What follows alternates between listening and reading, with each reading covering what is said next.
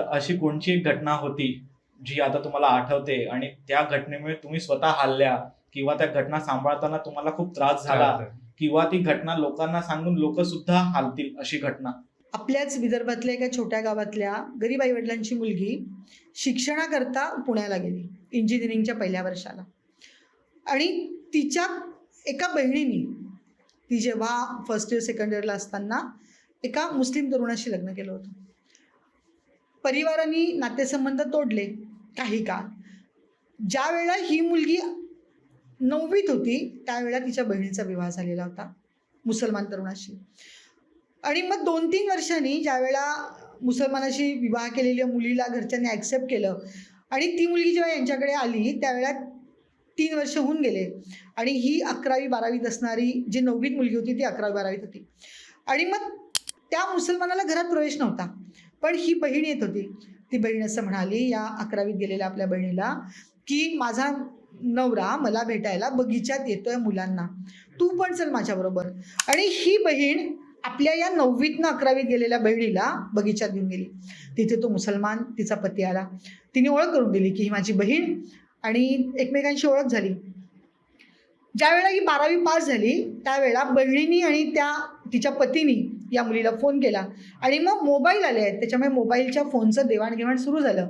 आणि 12वीत पास झाली म्हणून त्या जिजाजींनी पण बोलल्या, ती बहीण पण बोलली.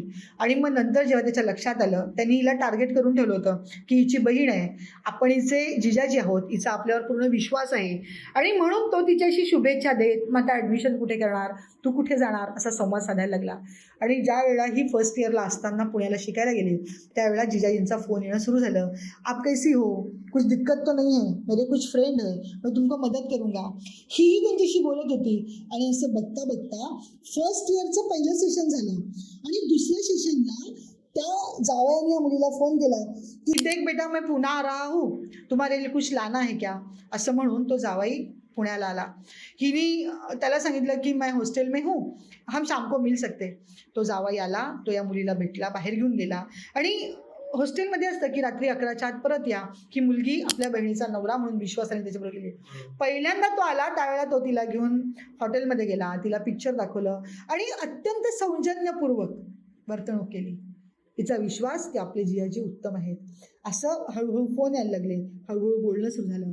आणि ज्या वेळेला एकदा ते जिजाजी आले तिसऱ्या वेळेला आणि त्यांनी तिला सांगितलं की आज मैं हॉस्टेल पे मिलने नहीं आ सकता, जहाँ मैं रुका हूँ तुम वहाँ आ सकती हो क्या, मेरे साथ मेरे कुछ कलीग भी है.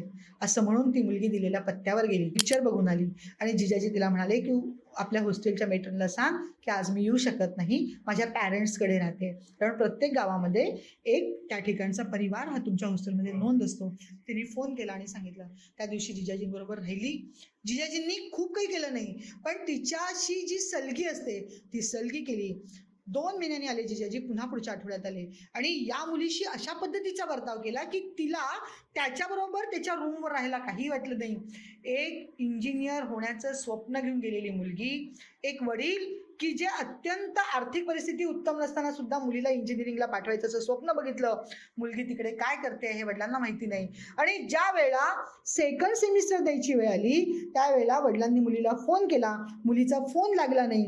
वडिलांनी आपल्या बहिणीला फोन केला, त्या गावात जे तिचे परिवार नोंदवला होता त्यांनी सांगितलं की परवा तिचा फोन आला, त्याच्यानंतर तिचा फोन आला नाही.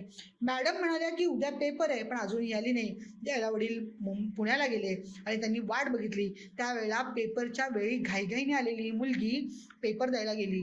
मेट्रननी सांगितलं नाही, फक्त तिला कार्ड दिलं. ती पेपर द्यायला गेली आणि पेपर देऊन आल्यानंतर ज्यावेळेला वडिलांनी विचारलं त्यावेळेला सगळा उलगडा झाला की 11वीमध्ये जो जावई तिला भेटला होता, बहिणीचा नवरा जो अन्यधर्मी होता, त्याने हिला टार्गेट केलं होतं. 4 महिन्यामध्ये मुसलमान ज्या पद्धतीने ओळख, मैत्री, भेट, प्रेम, सहवास, शारीरिक संबंध हा जो मार्ग मुसलमान अवलंबतो तोच मार्ग हिच्याही बरोबर अवलंबला होता. आणि इतकं त्याचं प्रमाण वाढलं होतं की त्यांनी हिला तिकीट दिलं आणि ही त्याच्या हैदराबादच्या ऑफिसला जात होती. घरच्यांना माहिती नव्हतं.